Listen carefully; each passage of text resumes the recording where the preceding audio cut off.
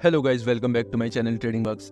आज की इस वीडियो में हम बात करने वाले हैं एक पोजिशनल ट्रेड के बारे में, जिसमें मैंने अराउंड 1 लाख रुपए का प्रॉफिट बुक करा। क्या सेटअप था, क्या साइकोलॉजी थी, एंट्री एग्जिट, रिस्क मैनेजमेंट, सब कुछ समझेंगे इस वीडियो में। और इसके साथ ही हम ये भी सीखेंगे कि फंडामेंटल्स प्लस टेक्निकल्स को मिला के किस तरीके से ट्रेड किया जाता है।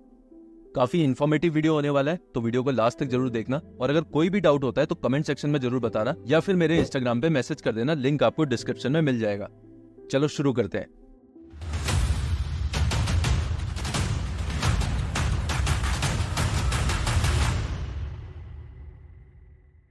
ये ट्रेड मैंने HDFC बैंक में लिया था। ये एक पोजिशनल ट्रेड था जिसमें मैंने 6 से 12 महीने का व्यू रखा था।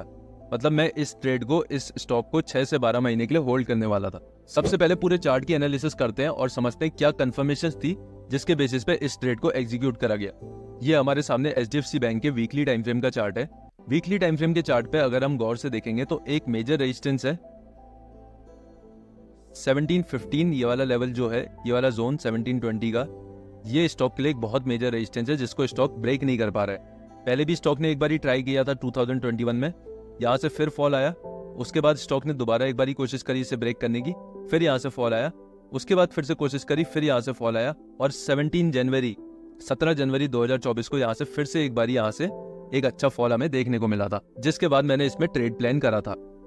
और अगर मेजर सपोर्ट की बात करें तो मेजर सपोर्ट जो हमारे लिए है वो ये वाला लेवल है, जहां से स्टॉक ने बार बार एक अच्छा खासा सपोर्ट लिया है। स्टॉक पहली बारी यहां पे आया, यहां से बाउंस करा। दूसरी बारी स्टॉक ने फिर यहां से बाउंस करा। तीसरी बारी स्टॉक जैसे ही इस जोन पे आया, दोबारा स्टॉक ने एक बाउंस बैक दिखाया। चौथी बारी जैसे ही आया, उसके बाद दोबारा बाउंस बैक आया।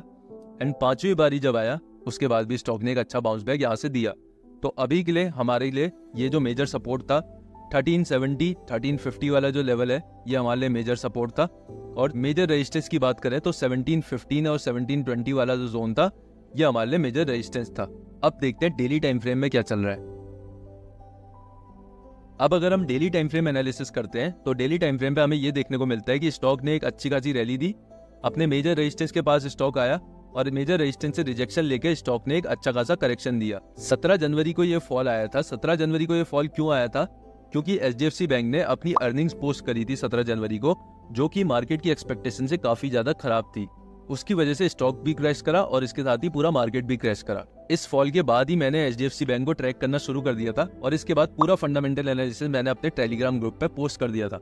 मैं अपने सारे ट्रेड एनालिसिस के अपडेट्स टेलीग्राम पे शेयर करता हूँ। अगर आपको सीखना है ट्रेडिंग कैसे होती है तो डिस्क्रिप्शन में लिंक है, आप वहां से जाके ज्वाइन कर सकते हो। स्टॉक के मेजर गिरने का कारण सिर्फ एक नेगेटिव न्यूज था और ऊपर से जो हमारा निफ्टी था वो बहुत ज्यादा पीक पे चल रहा था, जिसकी वजह से जितने बड़े प्लेयर्स थे उन्हें सिर्फ एक प्रॉफिट बुकिंग करने का बहाना चाहिए था। और वो बहाना HDFC बैंक ने रिजल्ट पोस्ट करे, रिजल्ट खराब आए, बड़े लोगों को बहाना मिला और उन्होंने HDFC बैंक को क्रैश करवा दिया। देखो, जब किसी बैंक के फंडामेंटल्स बहुत ज्यादा स्ट्रांग होते हैं ना, तो जब भी उसमें कोई करेक्शन आता है या फॉल आता है, उसमें बड़े प्लेयर्स जो हैं वो उसको एक्यूमुलेट करना शुरू कर देते हैं, उसको बाई करना शुरू कर देते हैं, क्योंकि उन्हें एक अच्छा बैंक, एक क्वालिटी स्टॉक बहुत कम प्राइस पे, बहुत कम वैल्यूएशन पे मिल रहा है। सबसे पहली कंफर्मेशन हमारे पास ये थी कि स्टॉक अपने मेजर सपोर्ट पे ट्रेड कर रहा था। अब हमें ये तो पता चल गया था कि स्टॉक जो है अपने मेजर सपोर्ट पे है, लेकिन मेजर सपोर्ट पे आगे स्टॉक करता क्या है वो चीज देखना बहुत जरूरी है। अगर यहाँ पे बायर्स एग्रेसिव होते हैं तो हाई चांसेस है कि वो स्टॉक को ऊपर की तरफ को ले जाएंगे, लेकिन अगर यहाँ पे सेलर्स एग्रेसिव है तो वो इस सपोर्ट का भी ब्रेक डाउन करके प्राइस को नीचे फॉल करवा देंगे। और ये सपोर्ट वीकली टाइम फ्रेम पे भी, जैसे हमने देखा, वीकली टाइम फ्रेम पे भी बहुत ज्यादा स्ट्रॉन्ग सपोर्ट था। तो यहाँ पे हाई चांसेस थे कि स्टॉक यहाँ पे रुकता, यहाँ पे कंसोलिडेट करता और यहाँ से ऊपर की तरफ को जाता। देखो, जो पहली कंफर्मेशन हमारे पास थी वो ये थी कि प्राइस जो है, वो स्टॉक जो है वो अपने सपोर्ट पे ट्रेड कर रहा है, राइट। अब दूसरी कंफर्मेशन हमारे पास क्या थी? दूसरी कंफर्मेशन हमारे पास ये थी, हमें ये पता करना था कि सपोर्ट पे बायर्स आते हैं या नहीं आते।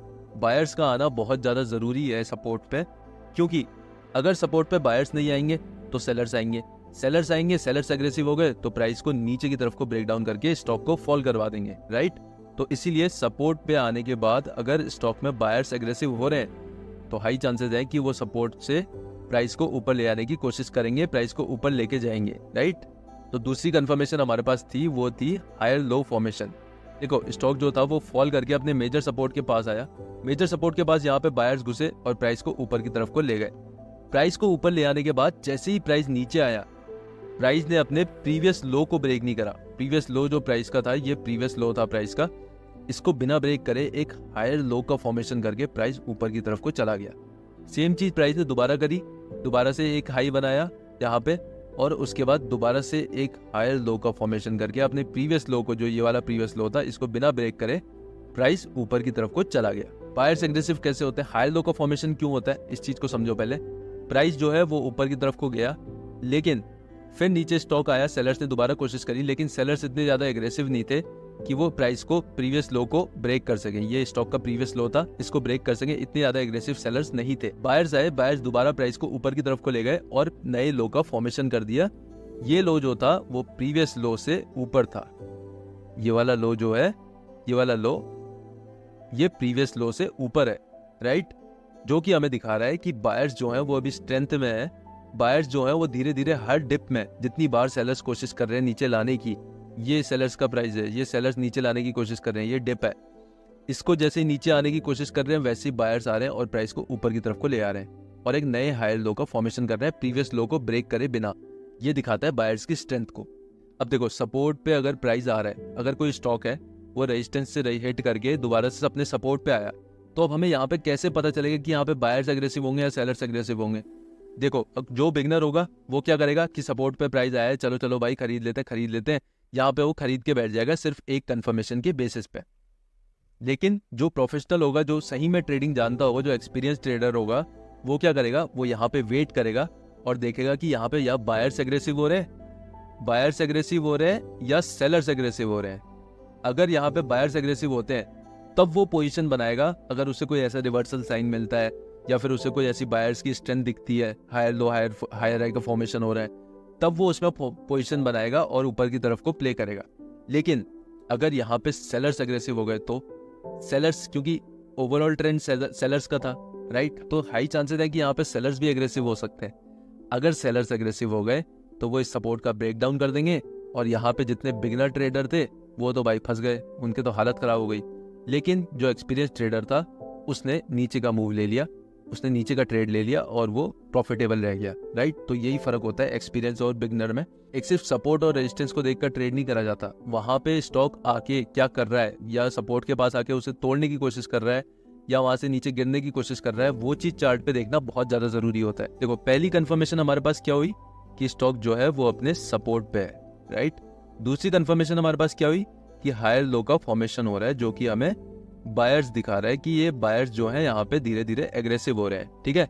तीसरी कंफर्मेशन जो हमारे पास थी वो थी inverted head and shoulder pattern का फॉर्मेशन।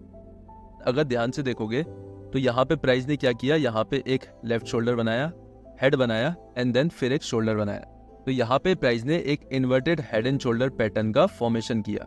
सपोर्ट पे स्टॉक है, ठीक है, सपोर्ट पे अपने स्टॉक है, वहां पे हायर लो का फॉर्मेशन हो रहा है जो कि हमें बायर्स की स्ट्रेंथ दिखा रहा है। वहां पे इन्वर्टेड हेड एंड शोल्डर का पैटर्न बन रहा है जो कि हमें रिवर्सल दिखा रहा है, जो कि हमें ये बता रहा है कि यहाँ से स्टॉक जो है वो रिवर्स कर सकता है, जो अभी तक उसका ट्रेंड था नेगेटिव साइड को, वो अब पॉजिटिव साइड को जा सकता है। सबका अलग अलग नजरिया हो सकता है, सबका अलग अलग व्यू हो सकता है इसके ऊपर।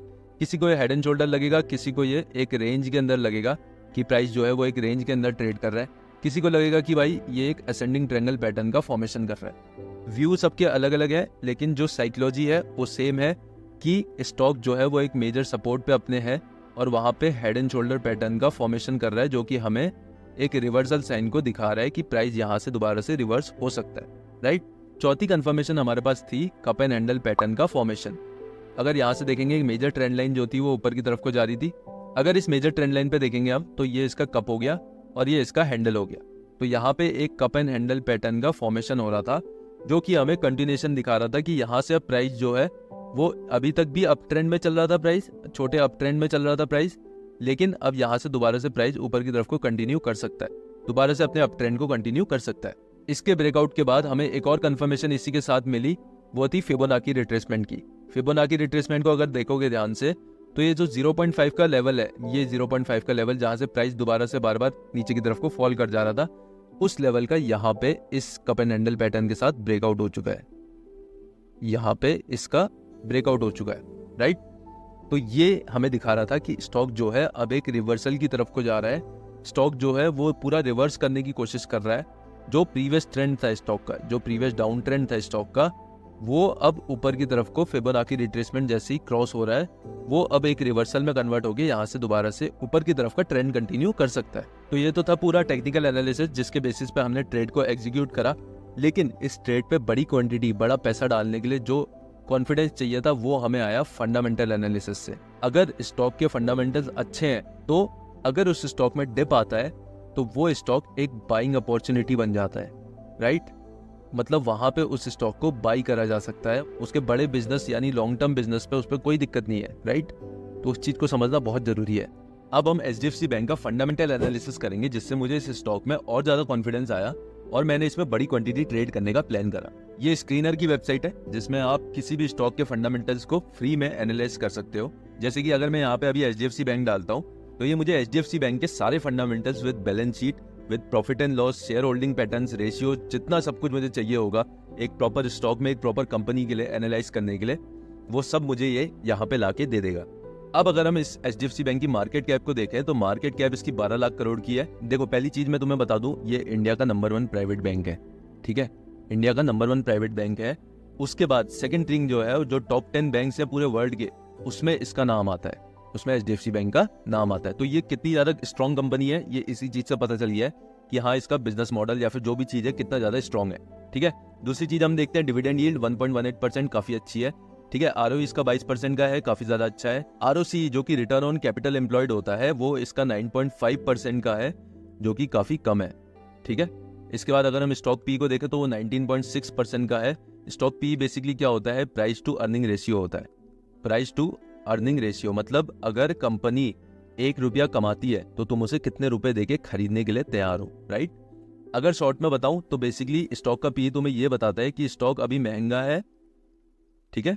स्टॉक अभी महंगा है या स्टॉक अभी सस्ता है, कैसे मिल रहा है तुम्हें स्टॉक, कितने उसमें मिल रहा है तुम्हें स्टॉक, तो ये आपको स्टॉक का पी बताता है, प्राइस टू अर्निंग रेशियो। अगर हम नीचे जाते हैं तो यहाँ पे पी रेशियो का पूरा चार्ट है, पिछले 5 साल का पूरा चार्ट है। और ये पूरा चार्ट हमें क्या दिखा रहा है, अप्रैल 2020 में, अप्रैल 2020 में जो स्टॉक का पी था वो था 17 पी का पी, राइट। अप्रैल 2020 मतलब 4 साल पहले जो पी था स्टॉक का वो 17 का था। अभी के टाइम पे हमें अगर हम देखें तो इसका हाई जो गया है पी का वो गया है 30-28 के अराउंड, राइट। 30 या 28 के अराउंड इसका हाई गया है, ठीक है। तो इतने पी तक ये गया है, फिर उसके बाद इसने एक फॉल दिखाया। जनवरी के टाइम पे ये स्टॉक हमें दोबारा से 16 के पी पे मिल रहा था। मतलब जो इसका 4 साल पहले का प्राइस टू अर्निंग रेशियो था उस पर हमें ये स्टॉक आज भी मिल रहा था। मतलब ये स्टॉक हमें काफी सस्ते में मिल रहा था, काफी ज्यादा सस्ते में मिल रहा था, ठीक है। अब हम जाते हैं पीयर कंपैरिजन में। पीयर कंपैरिजन में अगर हम देखते हैं सबसे टॉप बैंक कौन सा है, HDFC बैंक, उसके बाद ICICI बैंक, ठीक है। ये सारे इसके कॉम्पिटिटर हैं, जितने नीचे के हैं ये सारे इसके कॉम्पिटिटर हैं। तो अगर इसके कॉम्पिटिटर्स के साथ हम इसका कंपैरिजन करें तो क्या ये स्टॉक हमें सस्ते में मिल रहा है या हमें महंगे में मिल रहा है, तो ये चीज देखना बहुत जरूरी है। 19.61 के पी पे ICICI बैंक बैठा है, एक्सिस बैंक बैठा है 15 के पी पे, कोटक महिंद्रा बैंक बैठा है 20 के पी पे, इंडसइंड बैंक बैठा है 12 के पी पे, IDBI बैंक बैठा है 16 के पी पे और यस बैंक बैठा है 65 के पी पे, ठीक है। सारे हमारे सामने हैं। उस टाइम पे जनवरी के टाइम पे जो इसका पी चल रहा था HDFC बैंक का वो 16 चल रहा था, राइट। 16 का पी इन सबसे काफी कम पी में ये हमें स्टॉक मिल रहा था, राइट। मतलब और बैंक से अगर हम कंपेयर करते हैं तो उससे भी हमें सस्ता ये स्टॉक मिल रहा था, ठीक है। अब जाते हैं हम इसके प्रॉफिट एंड लॉस पे और अब हम देखते हैं कि किस तरीके के प्रॉफिट्स पोस्ट कर रही है, बिजनेस मॉडल सही चल रहा है नहीं चल रहा है HDFC बैंक का। तो ये है कंपनी का प्रॉफिट एंड लॉस की पूरी स्टेटमेंट, ठीक है। ये सारी करोड़ में आती है, जितनी भी यहाँ पे वैल्यू लिखी है सारी करोड़ में है, ठीक है। इसको हम 2020 से कंपेयर करेंगे 2023 के डेटा को, क्योंकि 2020 में स्टॉक का जो पी था वो 16 था और 2023 में भी 2023-24 में भी स्टॉक का पी 16 पे ही चल रहा था। तो हम देखते हैं क्या सही में कोई बिजनेस में चेंज नहीं हुआ है, क्या सही में बिजनेस ने कुछ ग्रोथ नहीं करी है जिसकी वजह से उसका पी सेम है। इसको एक एग्जांपल से समझते हैं। अगर कोई स्टॉक है वो 2020 में 20 करोड़ की सेल करता है, राइट, और वो सेल 2023 में बढ़कर हो जाती है 80 करोड़, तो मतलब यहाँ पे जो सेल है वो तो 3x हो रखी है, राइट। लेकिन जो स्टॉक का पी था वो 2020 में 16 का था और वो पी आज भी 16 का है, तो मतलब स्टॉक जो है वो हमें अभी भी सस्ते में मिल रहा है, क्योंकि कंपनी जो है उसमें ग्रोथ हुई है। मार्केट ने स्टॉक को अभी भी रीरेट नहीं करा है, कभी भी इस स्टॉक की रीरेटिंग हो सकती है, ठीक है। तो ये चीज हमें समझ में आ गई। अब हम देखते हैं 2020 के डेटा के हिसाब से 2023 का डेटा क्या कह रहा है, ठीक है। अगर हम रेवेन्यू की बात करें 1,22,000 का रेवेन्यू था, ठीक है, वो 2023 में बढ़कर हो गया था 1,70,000, इंटरेस्ट की बात करें 62,000 का इंटरेस्ट था, 77,000 हो गया था 2023 में। एक्सपेंसेस की बात करें तो 45,400 के एक्सपेंसेस थे कंपनी के, जो कि बढ़कर 63,000 हो गए थे 2023 में। मतलब एक्सपेंसेस भी बढ़ा है और तुम्हारा रेवेन्यू भी बढ़ा है, राइट। दो चीजें हमारे सामने है कि दोनों चीजें यहाँ पे बढ़ी हैं। अब अगर हम ऑपरेटिंग मार्जिन देखते हैं तो ऑपरेटिंग मार्जिन 12% का था 2020 में, लेकिन अब 2023 में ऑपरेटिंग मार्जिन बढ़ के हो गया है 18% का। तो ये चीज बहुत ज्यादा ध्यान रखने वाली चीज है। जहां पहले 12% के मार्जिन पे कंपनी काम कर रही थी, वहां अब कंपनी 18% के मार्जिन पे काम कर रही है। अब अगर हम इसका नेट प्रॉफिट देखते हैं तो नेट प्रॉफिट जो कंपनी का है वो है 27,000 करोड़ का 2020 में, राइट। उसके बाद अगर हम 2023 पे देखें तो 2023 में प्रॉफिट करा है कंपनी ने 46,100 करोड़ का, यानी कहीं ना कहीं 75 to 80% का जंप है प्रॉफिट में, समझे। स्टॉक की वैल्यूएशन बिल्कुल सेम है, लेकिन स्टॉक की जो कंपनी है, स्टॉक का जो बिजनेस है, उसमें 80% की ग्रोथ हो रखी है। तो ये था पूरा इस स्टॉक का फंडामेंटल एनालिसिस, जिससे हमें ये चीज कंफर्म हो गई, जो कंपनी है वो काफी ज्यादा स्ट्रॉन्ग फंडामेंटल्स के साथ काम कर रही है। तो इसमें जो बाइंग, मतलब इसमें जो नीचे डिप आ रखा है, उसको हम एज बाइंग अपॉर्चुनिटी ले सकते हैं, राइट। अब दोबारा से चार्ट पे जाते हैं और चार्ट्स पे दोबारा से देखते हैं कि हमने एंट्री, एग्जिट, रिस्क मैनेजमेंट और टारगेट प्लानिंग कैसे करी थी, ठीक है। सबसे पहले हम समझते हैं एंट्री कैसे प्लान करी थी। तो मैंने इसमें 4 बार ही एंट्री करी है और 4 बार मैंने इसमें अपना पैसा इन्वेस्ट करा है। पहली एंट्री मेरी तब हुई थी जब इसने अपने मेजर सपोर्ट को टेस्ट करा था, तब मैंने यहाँ पे एंट्री करी थी, ठीक है। दूसरी एंट्री मेरी तब हुई थी जब इसने हायर लो का फॉर्मेशन करा पहली बार, उसके बाद दोबारा इसने अपने प्रीवियस लो को रिस्पेक्ट करके दोबारा हायर लो का फॉर्मेशन करा। तो दूसरी एंट्री मेरी यहाँ पे हुई थी। तीसरी एंट्री मेरी हुई थी जो ये रेंज थी, जो ये रेंज बना रखी है, इस रेंज का जब ब्रेकआउट हुआ यहाँ पे, तब यहाँ पे मेरी तीसरी एंट्री हुई। अब इसे रेंज कहो या हेड एंड शोल्डर पैटर्न कहो, कुछ भी कहो, यहाँ पे जब ब्रेकआउट हुआ यहाँ पे मैंने अपनी तीसरी एंट्री बनाई थी। चौथी एंट्री मेरी तब हुई थी जब इसने अपनी मेजर ट्रेंड लाइन जो बन रही थी उसका ब्रेकआउट कर दिया था, और जो मेरा एवरेज प्राइस था वो कहीं 1465 के अराउंड आ गया था। जब जब मुझे कंफर्मेशन मिलनी थी तब मैं इसमें SIP कर रहा था, जैसे म्यूचुअल फंड और स्टॉक्स में SIP करी जाती है। 1465 पे मेरी एवरेज एंट्री थी और मेरा टारगेट था ऑल टाइम हाई रेजिस्टेंस का, और जो मेरा स्टॉप लॉस था वो था इस सपोर्ट के नीचे का। इस सपोर्ट के नीचे का क्यों? अगर ये सपोर्ट ब्रेक डाउन होता है, ये एक बहुत क्रूशियल सपोर्ट है, और अगर ये सपोर्ट ब्रेक डाउन हो जाता है तो फिर सीधा हमारे पास 1270 यानी 1270 पे सपोर्ट है। उसके बाद बहुत अच्छा फॉल इसमें दोबारा से देखने को मिल सकता था। जो स्टॉप लॉस इसमें मेरा बैठ रहा था वो बैठ रहा था अराउंड 45,000 का, और जो मेरा टारगेट इसमें मिला वो मिला अराउंड मेरे को 1.05 लाख का। तो अच्छा खासा रिस्क रिवॉर्ड रेशियो था। तो जैसे ही टारगेट हिट हुआ, जैसे ही ये वाली कैंडल बनी थी, मैंने यहाँ पे अपने सारे शेयर्स बुक कर लिए थे, ठीक है। सारे जितने मेरे पे 422 शेयर्स थे, मैंने सारी प्रॉफिट यहाँ पे बुक कर लिया था। अगले दिन गैप अप खुला, गैप अप खुलने के बाद मेरे को थोड़ा रिग्रेट हुआ कि भाई ठीक है ये ऊपर चला गया करके, बट दोबारा से वहां से देखो किस तरीके से स्टॉक फॉल करता हुआ नीचे आया। इसीलिए मार्केट में डिसिप्लिन और पेशेंस होना जरूरी है। जहां पे तुम्हारा टारगेट आ रहा है वहां पे निकलना जरूरी है। ये था पूरा ट्रेड एनालिसिस, क्या सेटअप था, फंडामेंटल्स, टेक्निकल्स, हमने सब कुछ इन ब्रीफ डिस्कस करा। बाकी अगर आपको ऐसी और लाइव ट्रेड एनालिसिस चाहिए तो मुझे कमेंट सेक्शन में जरूर बताना। वीडियो अच्छी लगी तो लाइक कर देना और चैनल को सब्सक्राइब भी कर देना। मिलते हैं नेक्स्ट वीडियो में। Good bye.